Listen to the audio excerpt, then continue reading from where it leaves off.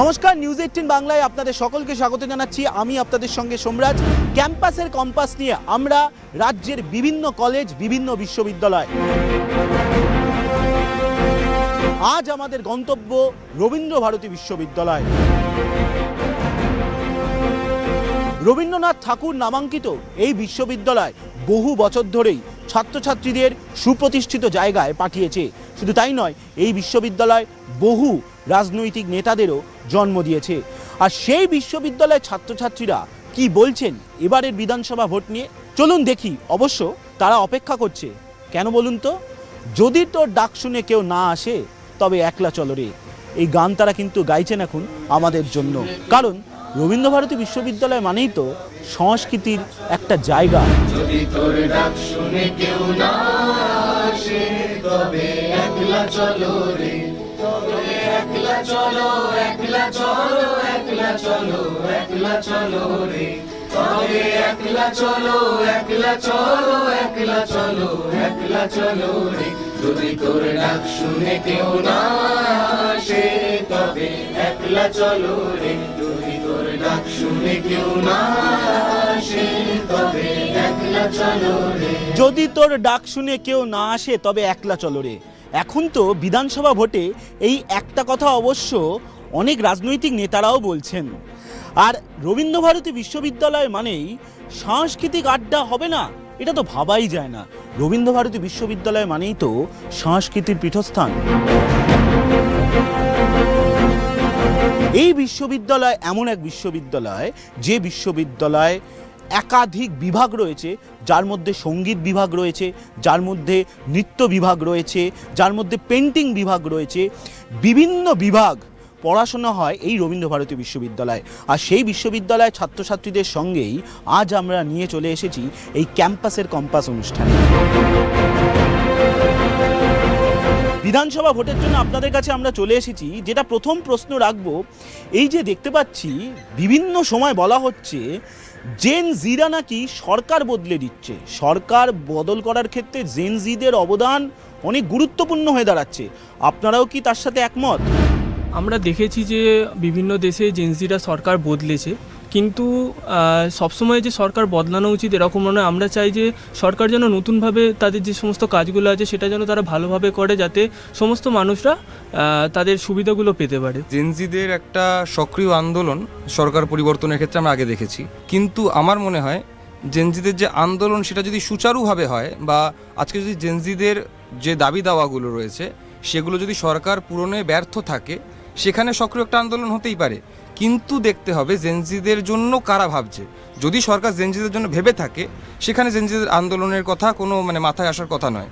কিন্তু যদি হস্তক্ষেপ করে জেনজিদের বিভিন্ন দাবি দাওয়াতে, সেখানে হস্তক্ষেপ করলে তারা আন্দোলন করতেই পারে। আমার মতে যা মনে হয় যে জেনজিরা যদি ওদের হাতে যে ক্ষমতাটা আছে, যেহেতু ওরা ইউথ, তো ওরা রেশনালি চিন্তাভাবনা করে যেটা actual important towards our country, যেটা আমাদের ডেভেলপমেন্টের জন্য ইম্পর্ট্যান্ট, ওর দিকে যেন যাওয়া হয়।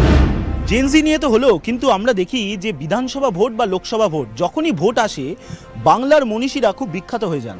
কারণ বাংলার মনীষীদের নিয়ে বিভিন্ন রাজনৈতিক নেতা বিভিন্ন রকম মন্তব্য করেন। আমরা বিশেষ করে দেখেছি বারবার কেন্দ্র সরকারের এটা দেখেছি যে এই প্রবণতাটা বেশি। এটা মানবাধিকার লঙ্ঘন বলে আমি মনে করি, এবং এই লঙ্ঘনটা যাতে না হয় সেই দিকটায় অবশ্যই আমাদেরকে এটা বোঝা উচিত যে এই বাংলার যারা অসম্মান করছেন তাদেরকে আমরা আদৌ নিয়ে আসবো নাকি আনবো না, সেই দিকটা আমাদেরকে দেখতে হবে। প্রথমত হচ্ছে গিয়ে বাংলার মনীষীদের কথা তো আসবেই নেতাদের মুখে, কারণ তারা যেভাবে বাংলার মনীষীদেরকে অপমান করেছে। আমরা রবীন্দ্র নামাঙ্কিত একটি বিশ্ববিদ্যালয়ে পড়ি, কিন্তু সেখানে রবীন্দ্রনাথের নামটাই বিকৃতভাবে উচ্চারিত হয়েছে, আমরা দেখেছি বহু নেতাদের মুখে। তো বাংলার ক্ষেত্রেই এটা দেখেছি, বাংলার মনীষীদের নাম উচ্চারণ করতে তাদের যেন একটা বারবার কোথায় ঠোঁট বিকৃতি, মুখ বিকৃতি হয়ে যায়। তো সেই কারণে তাদের নামগুলো তারা ভুলভাল উচ্চারণ করে ফেলেন।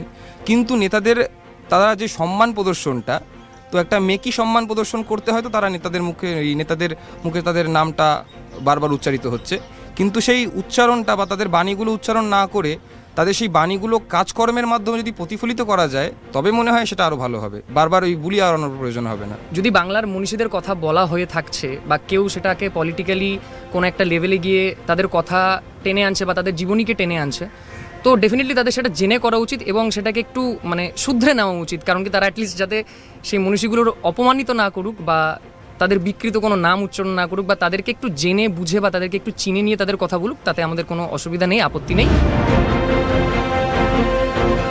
এই যে যারা ইয়ং জেনারেশন, যাদেরকে আমরা এক কথায় বলি জেন জি, ভোট এলে সরকারের কাছ থেকে তারা কি চাইবেন?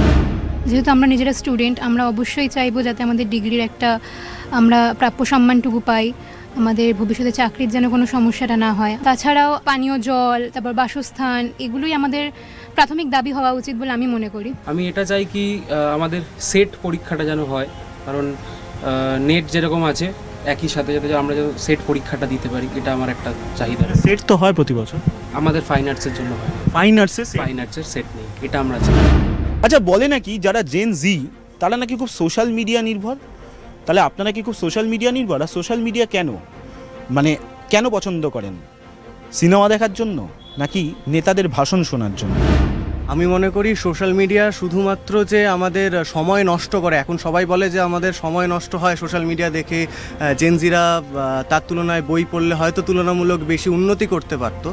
আমার মনে হয় সোশ্যাল মিডিয়া থেকেও যতটুকু ভালো নেওয়া যায় ততটুকু যারা নেয় তারা নিতে পারে। সোশ্যাল মিডিয়াকে শুধু বিনোদনের ক্ষেত্র হিসেবে দেখা উচিত না, সেটাকে যদি ঠিকঠাক দিকে বা গতিতে দেখা যায় তাহলে সেটা অন্য অনেক মানে দিক খুলে দিতে পারে স্টুডেন্টের হিসাবে। তেমন তোমার মানে এখন নতুন তোমার কোর্স যেগুলো হচ্ছে তারা টাকার বিনিময়ে যেটা সোশ্যাল মিডিয়াতে কোর্স করতে পারছে তার জন্য সার্টিফিকেট পাচ্ছে, সেই সার্টিফিকেটটা দেখিয়ে কাজের জন্য অনেকটা ইমপ্রুভ হচ্ছে স্টুডেন্টদের জন্য। বিগত কিছু বছর আগে পর্যন্ত সোশ্যাল মিডিয়ার প্রতি একটা নেগেটিভ মাইন্ডসেট নিয়ে সোশ্যাল মিডিয়াকে দেখা হতো, বাট রাইট নাও এই মুহূর্তে যা সিচুয়েশন রয়েছে, social media is a part of our discourse. The new world is very much a part of social media as much as social media is part of the new world. So I think যে social media টা is not something negative, but social মিডিয়ার মাধ্যমে আমরা যেভাবে global ভিলেজের যে কনসেপ্টটা রয়েছে, আমরা গোটা বিশ্বের সাথে যেভাবে কানেক্টেড হতে পারি সোশ্যাল মিডিয়ার থ্রুতে, এতদিন পর্যন্ত যেটা সম্ভব হয়নি। এবার আমি একটা প্রশ্ন নিয়ে ছাত্রীদের কাছেই শুধুমাত্র আসবো, যেটা হচ্ছে লক্ষ্মীর ভাণ্ডার না অন্নপূর্ণা ভাণ্ডার? অবশ্যই লক্ষ্মীর ভাণ্ডার, কারণ এই বিষয়টা আমরা পাচ্ছি। তো সেক্ষেত্রে হচ্ছে যে বিষয়টা এখনো আমাদের আওতায় নেই, তো সেটা নিয়ে ভাবার কোনো প্রশ্নের জায়গাই নেই এখানে। অবশ্যই লক্ষ্মীর ভাণ্ডার, কারণ কেন্দ্র সরকার বলেছে যে জিতলে পরে তবে অন্নপূর্ণা ভাণ্ডার দেবে, আমরা পাবো। কিন্তু আমরা তো এখন লক্ষ্মীর ভাণ্ডারটা পাচ্ছি, আদৌ আমরা অন্নপূর্ণা ভাণ্ডার পাবো কিনা তার কোনো ঠিক নেই। এই যে আমরা দেখছি যে সরকারের তরফে যে কেন্দ্রীয় সরকারি বলুক বা রাজ্য সরকারি বলুক, বিভিন্ন রকমের ভাতা বা স্কলারশিপও দিয়ে থাকেন। এই সম্প্রতি রাজ্য সরকারের তরফে একটা ভাতা যেটা হচ্ছে যুবসাথী, সত্যি কি 1500 টাকা কি এনাফ পকেট মানির জন্য? যুবসাথী 1500 টাকা এনাফ কিনা জানি, আমি তো এখনও পাইনি, আমার রিকোয়েস্টেড হয়নি, কিন্তু আমার দাদা 1500 টাকা পেয়েছে। এবার দাদা হোস্টেল ফিজ থেকে শুরু করে নিজস্ব একটা মানে খরচা, ট্রাভেল অ্যালাউন্স যেটা থাকে সেটার জন্য তাও মানে 1500 টাকা পাচ্ছে বলে তাই একটা অতটা অসুবিধা হচ্ছে না, বাবা থেকে তো চাইতে হচ্ছে না। এটা অবশ্যই আমাদের কাছে কিছুটা হলেও সাহায্য, কারণ কি না আমাদের মতো যারা স্টুডেন্ট আসে, তো সেক্ষেত্রে আমরা অনেক সময় টিউশন পড়িয়ে হচ্ছে আমরা নিজেরা MA কমপ্লিট করছি, বা এরকম প্রচণ্ড ধরনের স্টুডেন্ট আছে যারা হচ্ছে যে নিজেরা স্ট্রাগল করতে করতে পড়াশোনাটাকে ধরে রেখেছে। তো সেক্ষেত্রে অনেক সময় আমাদের এক্সামের ফিস পেমেন্ট করবার সময় একটা হিউজ অ্যামাউন্ট আমাদের লাগে, তো সেক্ষেত্রে এটা একটা বেসিক সহায়তা। তো সেক্ষেত্রে আমাদের এই বিষয়টা খুবই সাহায্য করছে, এই যে যুবসাথী বিষয়টা, অনেক ক্ষেত্রে অর্থের যে ঘাটতিটা কিছুটা হলেও আমরা পূরণ করতে পারছি। আমার নিজের একটা ঘটনা বলি, পুরুলিয়া থেকে একটা ছেলে এসে আমাদের হোস্টেলে থাকে, তো তাদের বাড়ির অবস্থা খুবই খারাপ, কিন্তু আমাদের হোস্টেলে 1500 থেকে 1600 টাকার মধ্যে থাকা এবং খাওয়ার একটা ব্যাপারটা সম্পূর্ণটা চলে আসে। তো এই যে যুবসাথীর 1500 টাকাটা পাওয়া, তো 1500 টাকার সঙ্গে যদি 100 টাকা বাড়ি থেকে পাঠাচ্ছে কেউ, ওই 100 টাকা পাঠানোর ফলে কিন্তু তার ওই পুরো মাসের থাকা এবং খাওয়াটা হয়ে যাচ্ছে। এটা একটা সুন্দর ব্যবস্থা এবং এটা আমার মনে হয় যে একটা করার ফলে যুবদের বা প্রত্যেকটা ছাত্রছাত্রীদের ভালোই হয়েছে, খারাপ কিছু না। রবীন্দ্রভারতী বিশ্ববিদ্যালয়ের ছাত্রছাত্রীদের এই মতামত আগামী দিনে বিভিন্ন রাজনৈতিক দলের নেতাদের কাছে কতটা গ্রহণযোগ্য হবে বা কে কতটা কার্যকরী করবেন তা অবশ্য সময় বলবে। আপনারা অবশ্যই নজর রাখুন নিউজ 18 বাংলায়।